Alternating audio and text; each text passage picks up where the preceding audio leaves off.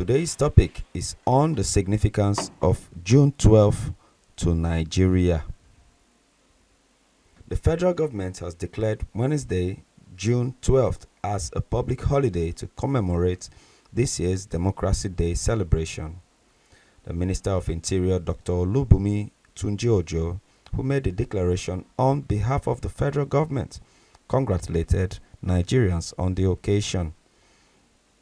The minister, in a statement signed by the permanent secretary in the ministry and released on Tuesday, Dr. Aishetu Gogo Ndayako, said, "As we mark another Democracy Day in the history of our dear country, let us all reflect on the efforts of our founding fathers and ensure that Nigeria remains a united, secured, peaceful, and indivisible entity." He urged Nigerians to remain steadfast on the tenets of democratic governance. Honorable Tunji-Ojo reiterated that President Bola Tinubu is committed to positive reforms to revive the Nigeria's economy and enhance security. The minister also called on Nigerians and friends of Nigeria to appreciate the progress that has been made and look forward to a better future for Nigeria's democracy. 1993 marked a significant milestone in Nigeria's history. In the span of 4 months between August and November 1993, sovereign Nigeria was governed by 3 different leaders, namely General Babangida, Chief Shonekon, and General Abacha. And as Professor Alkali rightly submitted, never before in the history of Nigeria as a sovereign state had such a dramatic turn of events taken place. It all started with the successful organization of 12th June 1993 of a presidential election globally adjudged the most peaceful, fair, and free in Nigeria's post-independence political history. The Babangida administration was praised for evolving an original method of election that took into account the problems of political skullduggery and thuggery, hitherto characteristics of Nigeria's politics.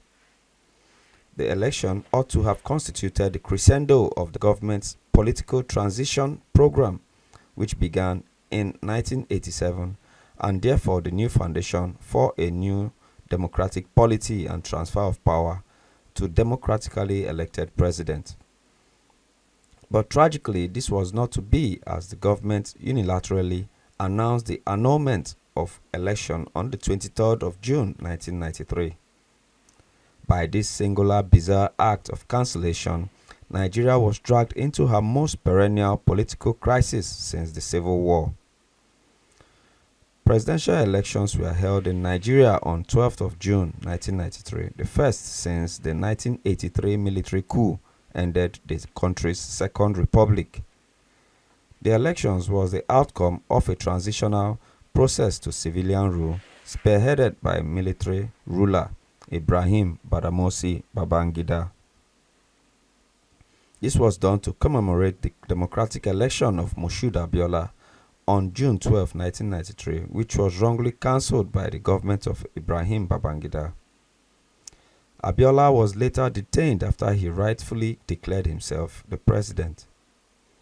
Abiola ran for presidency in 1993, for which the election results were annulled. And Babangida said that there were allegations that it was corrupt and unfair. Babangida also said that he annulled the presidential election to prevent a coup from happening in the country. Democracy Day is a national public holiday in Nigeria to commemorate the restoration of democracy in 1999, commemorated on 12th of June. Until 2018, it was celebrated annually on May 29th. It is a tradition that has been held annually beginning in the year 2000. June 12 was formerly known as Abiola Day, celebrated in Lagos and some southwestern states of Nigeria. Federal government has declared Wednesday as a public holiday to commemorate Democracy Day celebration.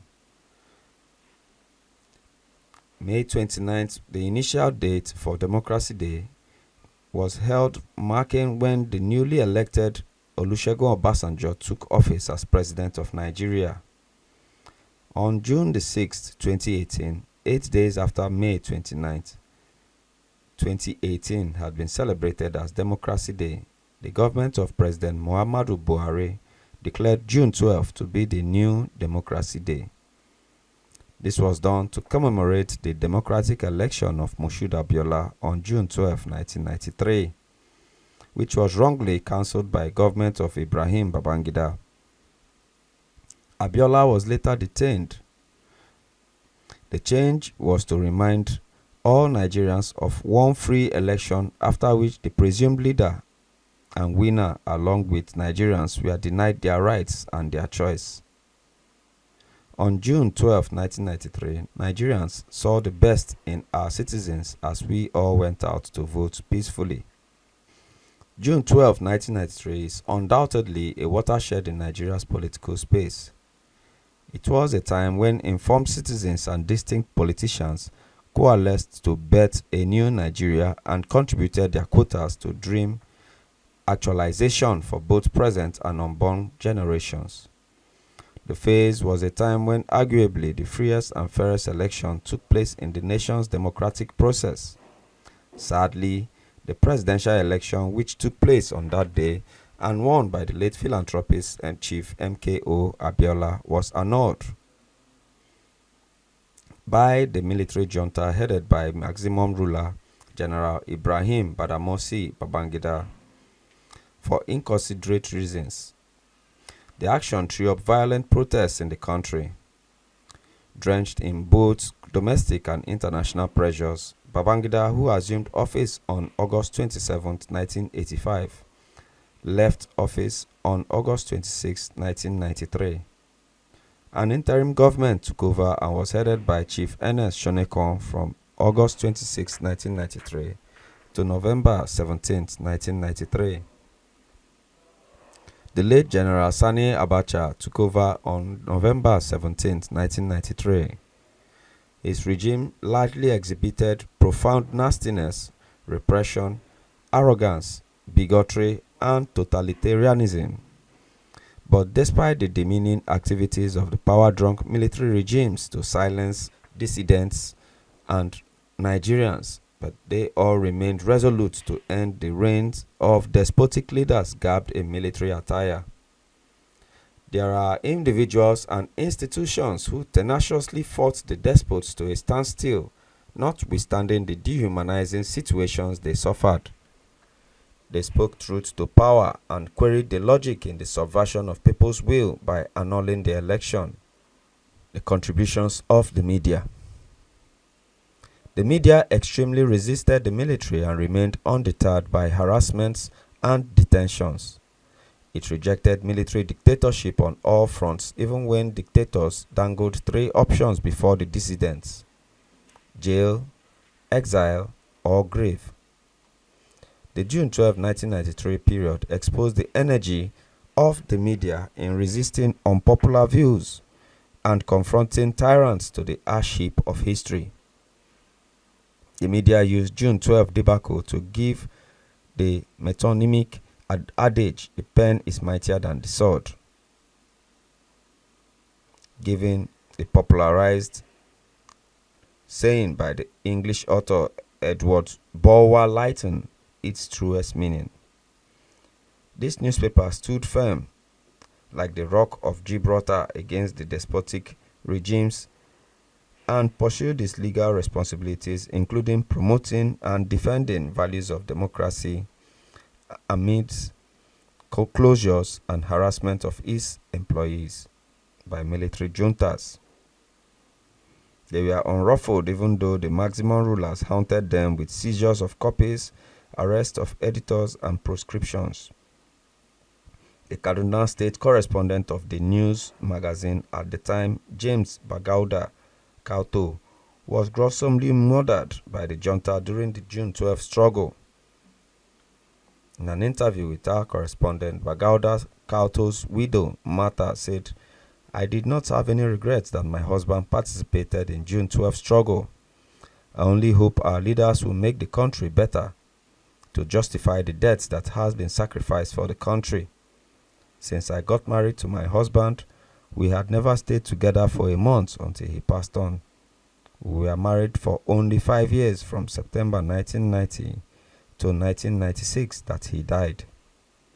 Contributions of the Students' Union. Members of the National Association of Nigerian Students, NANS, mobilized energetically against the annulment, including perceived sellout by the leadership of the Nigeria Labour Congress, Pascal Bafiao. The association partook in rallies and deliberations to condemn the unjust cancellation of the poll. In one of his protests in July 1993, Lagos State University Students' Union said that the nation should henceforth see and treat IBB's regime as illegal, saying all sections of Nigeria should confront IBB's dictatorship with mass disobedience as its legitimate tenure had expired. Like many of the chapters of NANS in tertiary institutions in the southwest and beyond, the students of the university stormed the headquarters of the then Nigerian Labour Congress in Lagos, where they held the Congress Head of Information and Public Relations, Mr. Salisu Mohammed, hostage.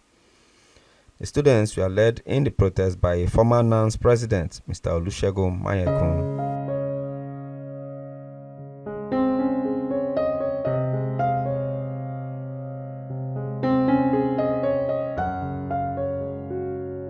A role of activism and activists. Distinguished Nigerians joined forces to dare the junta for its illogical action. They pushed their positions and demand under the aegis of the National Democratic Coalition, NADECO. Many were arrested and detained, but to sustain the struggle, some of them fled the country. The regimes were terribly oppressive and their jackboots painful to their victims. But the commitments of the NADECO members and the activists of June 12 struggle were outstanding.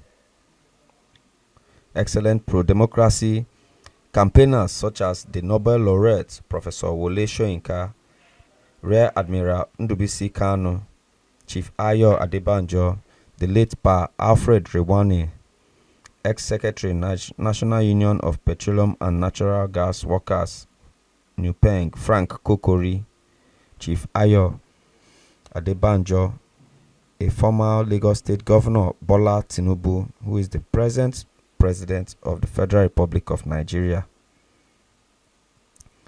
Chief Ayo Opadokun, among many others, were a thorn in the flesh of the despots.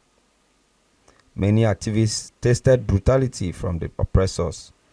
They, however, refused to be cowed. MKO Abiola's wife, Alhaja Kudirat Abiola, who campaigned against the military, was cruelly murdered on June 4th, 1996 in her Mercedes-Benz around 7-Up area, Ikeja, Lagos. The then chairman, Campaign for Democracy, Dr. Beko Ransom Kuti, called for a one-week rally and demonstrations from July 5th, 1993 to protest the cancellation of June 12 presidential poll. Also, the then president, Universal Defenders of Democracy, Chief Mike Ozekome, and Ransom Kuti were arrested. The late fiery lawyer Gani Fawehimi was not spared of the venom of tyrants.